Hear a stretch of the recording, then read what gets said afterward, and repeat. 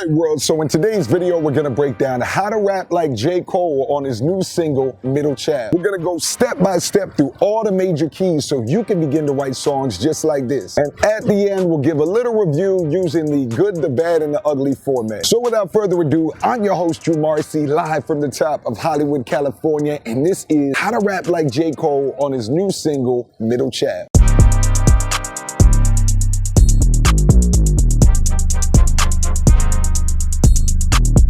First things first, the song is designed lyrically into a format we call it how to rap, a linear monologue. A linear monologue is similar to a storytelling rap in that it follows an organized set of thoughts step by step in a particular order, hence the use of a word like linear as in a straightforward line. But the difference is there's no setting, characters, climax, and resolution like you would in a storytelling rap. There's no ultimate climax to the story, at least lyrically, that we're supposed to follow. Now, a linear monologue style rap is particularly useful for you if you're trying to describe the state of affairs in your life or the state of the union of what's going on. State of the union like pre-Trump, all right? Like back when they actually used to say something. Not the state of the union right now, don't at me.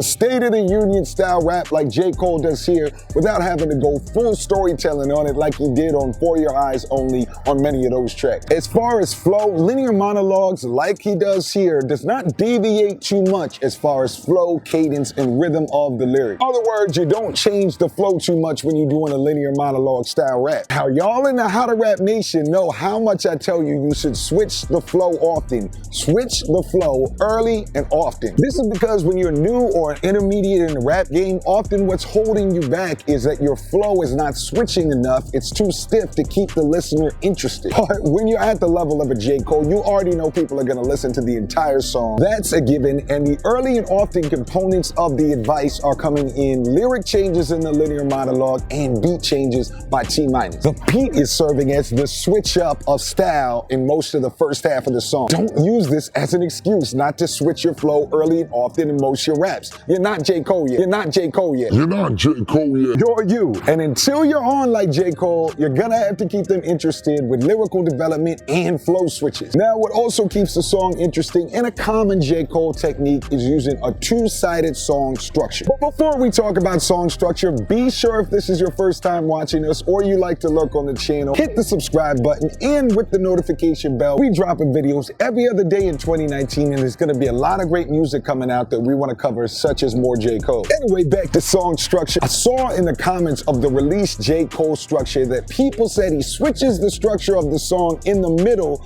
to mirror the middle child theme of the track. As in, the auto-tuning chorus comes about halfway through the track to indicate now we're in trap world. Sure enough, we at How to Rap looked at the timestamp and the chorus drops at 1:43, almost directly halfway through the track. God damn, Cole, you're a genius. Anyway, this two-sided structure allows a 3-minute and 34-second track, which is practically a full album to the ears of these young cats, allows a 3-minute and 34-second track to feel very short, quick, and to the point. He has the I'm counting my bullets, I'm making a list refrain in the first half, and the more classic, proper, I just poured something in my cup hook on the second half. He also makes sure to drop that first refrain when the beat drops, which is a very classic songwriting "this is the hook" indication technique. By having that two-sided song structure, that dual chorus effect, again, it makes the song feel like a story, feel like a journey without having that proper storytelling structure. With that all being said, the I just poured something in my cup section of the song feels like the crown jewel of this piece of music. We have to break this section down because it's so effective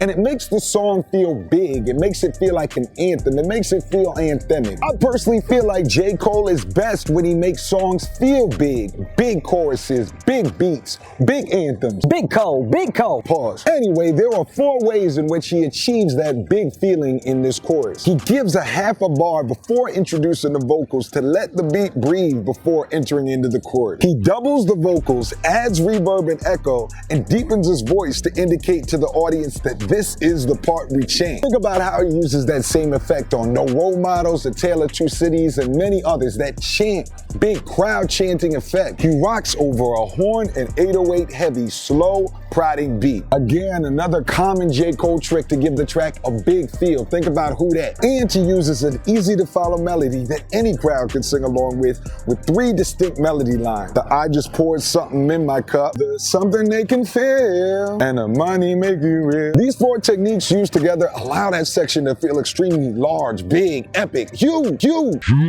So you as a songwriter, it's extremely important you layer your vocals. It's extremely important you use reverb. It's really extremely important that you think about people chanting when you write your choruses. You got to visualize that thousands of people are going to be singing along to your music. Now to wrap it up, let's give you a quick review of this song. Be sure to comment yourself. What did you think of this track? Are you looking forward to J. Cole's new music? But as far as How to Rap the Good, we thought this was a very good track, a very good decision politically for J. Cole. It's a statement of intent single. It's got the braggadocious Cole that many of us like and we're looking for in the last 2 albums. Good beat selection, good flow, that great epic choruses we've already discussed. However, in the bad, I have to say I've heard singles like this come out. We can think about the KOD track where he releases a big braggadocious single and we think the real angry gutter Cole is back, only to have a more understated album be released. And the ugly, it honestly does kind of sound like a lot of those other tracks. I can think of that same flow coming from KOD. I can think of that same flow coming from Motivate. I've kind of heard this track about 3 or 4 times from Cole. So while we're super excited to hear what's in store and how he said in his tweet, I'm coming like this all year, this is no guarantee that we're not going to get another For Your Eyes Only or KOD, which might be a really good thing for you.